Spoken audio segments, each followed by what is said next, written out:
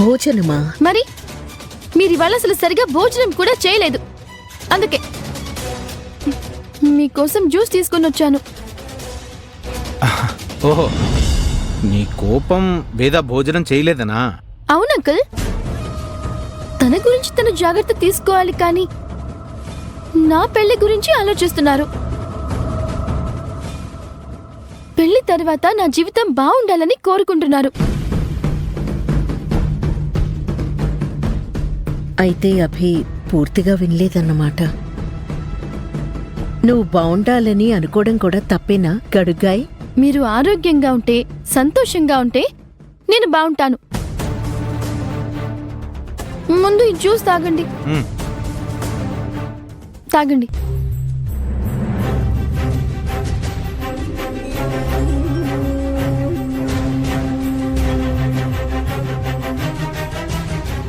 అమ్మా, నా దగ్గరేనా మీ మొండితనం?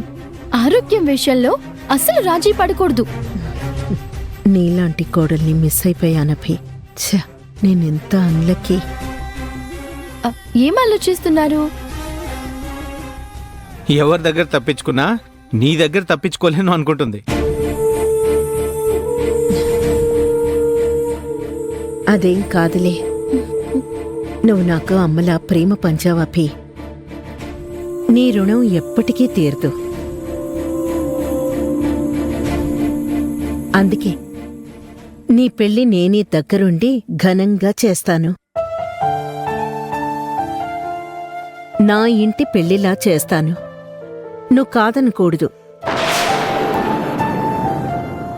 నాకు మీ ఆశీర్వాదం ఉంటే చాలా ఆంటీ. మా ఆశీర్వాదాలు నీకెప్పుడూ ఉంటాయమ్మా. మా ప్రేమాభిమానాలు కూడా మేం చూపించాలి కదా. అందుకే నీ పెళ్ళి నేనే జరిపిస్తాను, అంతే.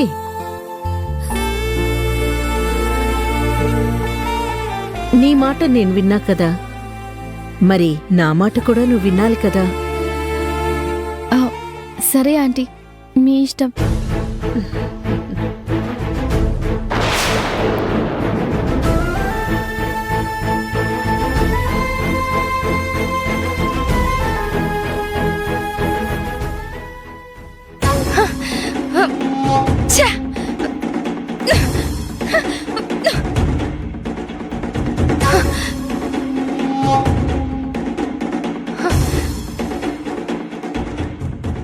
అత్తయ్య గారికి ఎవరిని ఎక్కడుంచాలో తెలియడం లేదు.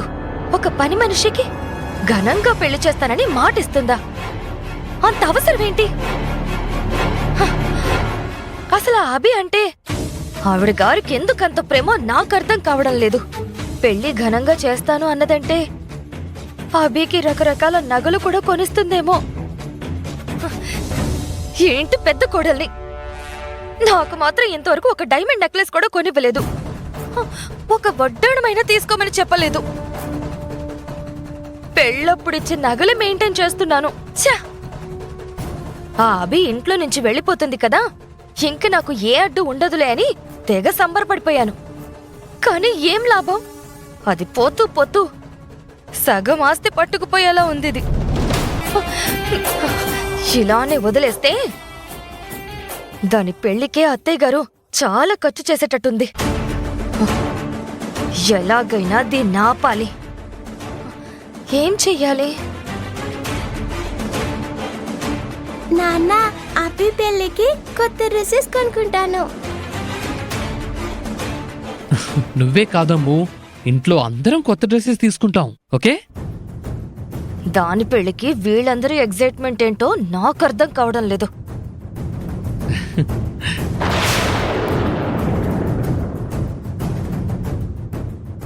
లలిత, ఏంటిది? గదంతా చిందరవందరగా ఉంది. ఏం లేదండి, నేనే బెడ్ దులుపుతూ అవన్నీ కింద వేశాను, అంతే. ఏంటి లలిత, నీ ఫేస్లో ఏదో చిరాకు కనిపిస్తోంది. నేనా? చిరాకా?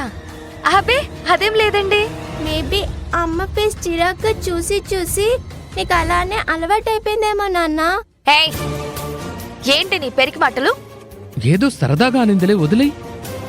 జనరల్గా వంట చేయమని చెప్పినప్పుడు లేదా వద్దు డబ్బులు ఖర్చు అయిపోతాయన్నప్పుడు నీ ఫేస్లో ఈ చిరాకు కనిపిస్తుంది. అందుకే డౌట్ వచ్చి అడిగాను.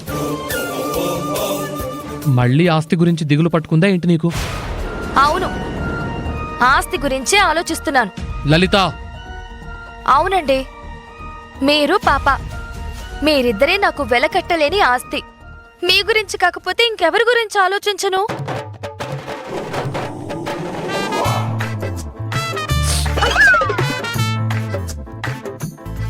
నాన్న ఇది నిజమే.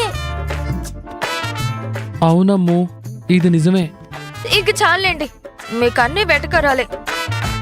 అమ్మో, నువ్వేదో హోంవర్క్ లో డౌట్ ఉందన్నావు కదా, వెళ్ళు, నేను చేయిస్తాను. నాన్న కదా అమ్మ హోంవర్క్ చేయించేది. నాన్న ఆఫీసులో అలసిపోయి వస్తారు కదా, సో ఆయన డిస్టర్బ్ చేయకూడదు, అందుకే నేను చేయిస్తాను.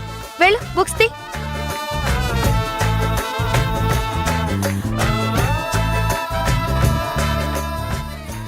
థ్యాంక్ గాడ్, ఏ దేవుడు నా మొర ఆలకించి నీలో ఈ మార్పు తెచ్చాడు. నువ్వెప్పటికీ ఇలాగే ఉండాలి లలిత. మీ కోరిక ఎప్పటికీ నెరవేరదు. జస్ట్ ఆస్తి చేతికొచ్చే వరకే ఈ యాక్టింగ్. ఆ తర్వాత ఈ లలిత విశ్వరూపం చూపిస్తాను.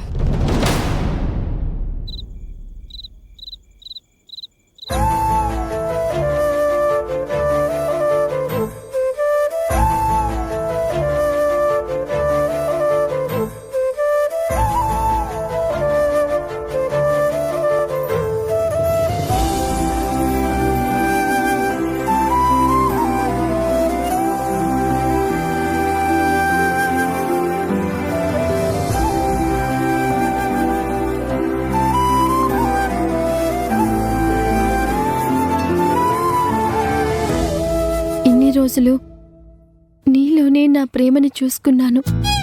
ఇప్పుడు నా ప్రేమకి రూపం నాకు ఎదురుపడింది.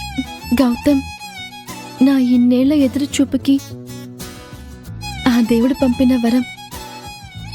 ఇన్ని రోజులు నువ్వెవరో ఎలా ఉంటారో తెలియని అబ్బాయిని ప్రేమిస్తూ ఊహల్లోనే నేను బ్రతికేశాను.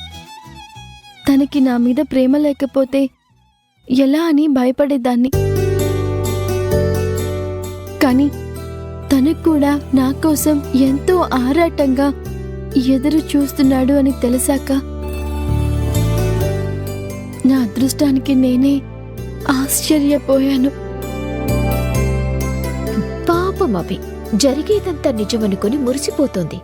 ఇది నీ నాడించే నాటకమని, తనని పెళ్లి చేసుకునేది ఇంద్ర అని తెలిస్తే ఏమైపోతుందో.